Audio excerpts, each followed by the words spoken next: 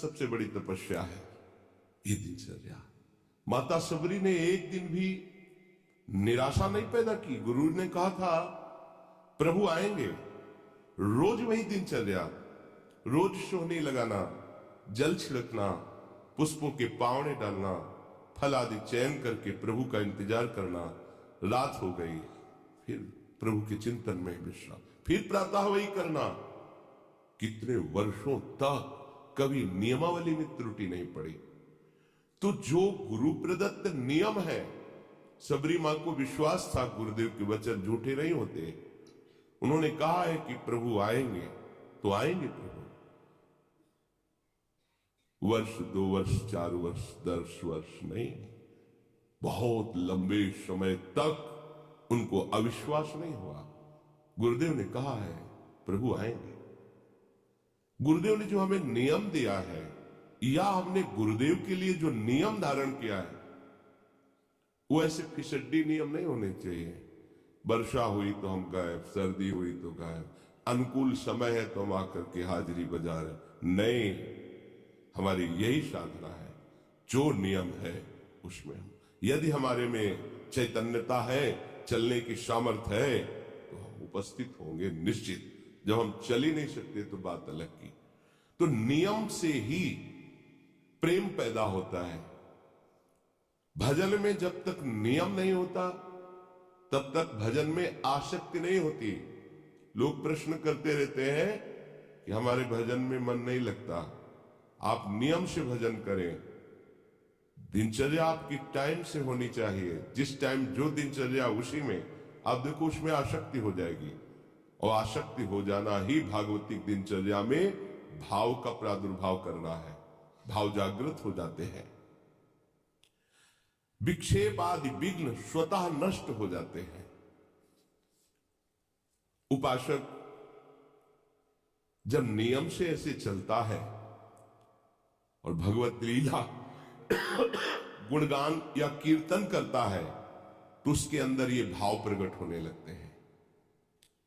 कभी उसका शरीर कंपायमान होने लगता है, कभी अश्रुधारा बहने लगती है, कभी रोम रोम पुलकित हो जाते हैं, कभी स्तंभ हो जाता है, शांत समाधिस्थ की तरह मानो कोई मूर्ति हो। कभी श्वेत पसीना, कभी स्वरभंग लड़खड़ाने लगता है, राग बिगड़ जाता है, आवाज शुद्ध नहीं निकल पाती, गदगद कंठ, नयन बह नीरा, वैवर्ण, शरीर का रंग बदलने लगता है। भाव और बढ़ा तो प्रलय, मूर्छा भी आने लगती है। ये अष्ट सात्विक भाव उसके हृदय में प्रकट होने लगते हैं, जो गुरु प्रदत्त उपासना को, दिनचर्या को नियम पूर्वक करता है। जब भाव प्रकट होने लगता है तो फिर अभिमान की गुंजाइश नहीं रह जाती। ये भाव अभिमान को चूर कर देता है और वो दैन्य भाव से सदैव स्थित रहता है। निराभिमानता जैसे जैसे बढ़ेगी वैसे वैसे आराध्य देव की समीपता का अनुभव होगा। यही दरबार दीन को आदर रीति सदा चली आई। जैसे जैसे तुम्हारा अभिमान गलित होगा, दैन्यता बढ़ेगी, वैसे वैसे तुम्हारे हृदय में भगवत सानिध्य का अनुभव होगा। मेरे प्रिया लाल मेरे पास है, ऐसा अनुभव होगा। जैसे जैसे अनुभव होगा वैसे वैसे देह के संबंधी रिश्ते नाते, जाति, कुल, मर्यादा, जगत का, ये सब विस्मरण हो जाएगा। एक साथ सबका विस्मरण हो जाएगा। भगवत प्रेम में जगत की स्मृति की कोई भी जगह नहीं रहती, शरीर की स्मृति की कोई जगह नहीं रहती, भोग स्मृति की कोई जगह नहीं रहती। उसके हृदय में तो बस अपने प्यारे की स्मृति का राज्य होता है।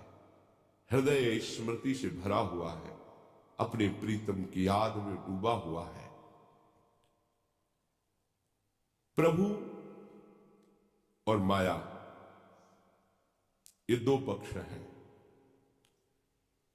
प्रभु में हमें यदि डूबना है तो संपूर्णतया माया का चिंतन त्यागना ही होगा, अनन्य चेता बनना होगा, अनन्य चिंतन लाना होगा, अन्य चिंतन आने ही ना पावे। राग के कारण ही अन्य चिंतन हमारे हृदय में होता है। विषय तुम्हारे पास हो पर उसे भोगने की इच्छा ना हो, इसे वैराग्य कहते हैं। सब सामग्री, सब भोग आपके पास है पर भोगने की इच्छा नहीं, क्योंकि इच्छा तो प्रियालाल के चरणों में समर्पित हो चुकी है। जो चाहिए वो उसे प्राप्त हो रहा है, उनका स्मरण, उनका रूप, उनकी लीला, या प्राप्त करने की प्रबल इच्छा है। प्रबल इच्छा में ही ब्रह्मादिक के भोग सब विषम लागत ताई, प्रबल इच्छा में ही। और कहीं ये इच्छा मूर्तिमान स्वरूप धारण कर लिए है, अर्थात नाम चैतन्य घन होकर विराजमान है। अब लिखना नहीं पड़ रहा, नाम नाम विराजमान, रूप की झांकी हो रही, लीला रसास्वादन में डूब रहा है। और उसे कौन सा विषय आकर्षित कर सकता है?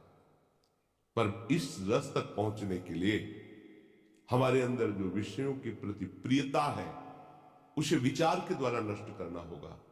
नहीं है सुख इनमें, चाहे जितना भोग लीजिए, नहीं है। एक दिन रुकना ही पड़ेगा आपको। आज ही रुक जाइए, समय बर्बाद मत कीजिए।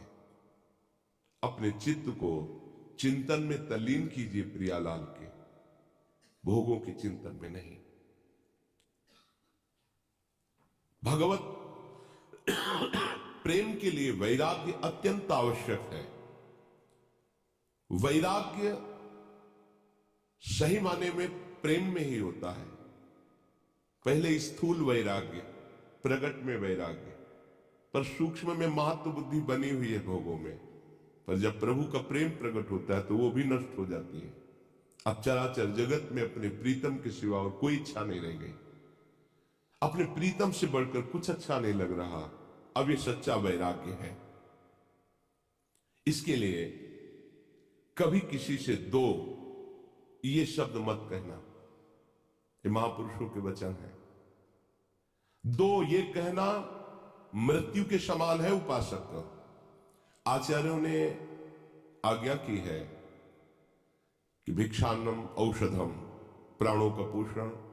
अगर वैरागी हो, विरक्त मार्ग के पथिक हो तो भिक्षान्न से करो। माधुकरी वृत्ति, आकाश वृत्ति, इन वृत्तियों का सेवन वैराग्यवान उपासक करता है। पर दो अन्य जगह इसका प्रयोग नहीं हो सकता। राधे श्याम मधुकरी मांगने गए, अब कोई घर से निकला और 10 रुपया दे रहा है कि रोटी तो नहीं, रुपया ले लो, नहीं, केवल रोटी। कुछ और दे रहा है, नहीं, केवल। अगर रोटी मांगने निकलो, केवल रोटी। कोई पदार्थ, कोई और वस्तुएं, लो मिठाई खा लेना जाके, नहीं, केवल रोटी। तो रोटी नहीं तो चल दे। किसी से जब ये कोई हाथ पसार कर कहता दो, तो इससे तो अच्छा है शरीर छूट जाए। ये महापुरुषों का अनुभव है।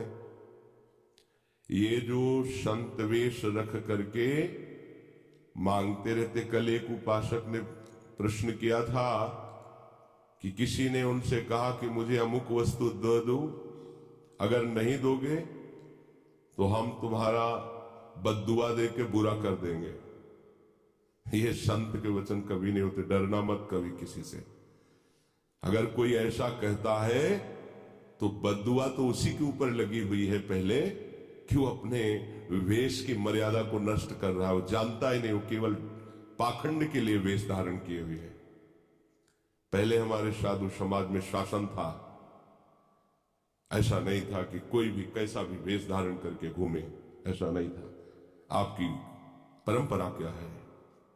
वो कुछ ऐसे साधुई भाषा के प्रश्न होते थे कि असली परंपरा वाला ही उत्तर दे सकता था, अन्यथा वेश उतरा लिया जाता था, क्योंकि तुम साधुओं की मर्यादा का नाश कर दोगे।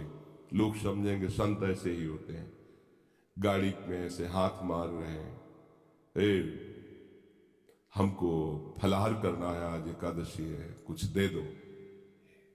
जरूरी क्या है? भूख लगी है तो जाओ ब्रजवासियों के दरवाजे में राधे श्याम बोलो, जो मिल जाए पेट भरो, एक दिन नहीं पाओगे तो मर जाओगे। अब वो गाड़ी वाला समझता है भिखारी है, बाबा लोग भिक्षुक हैं, दलित हैं, मांगते घूमते हैं। ये संत नहीं कर सकता, नहीं कर सकता। जो भगवत मार्ग का उपासक है वो कभी ऐसे नहीं कर सकता।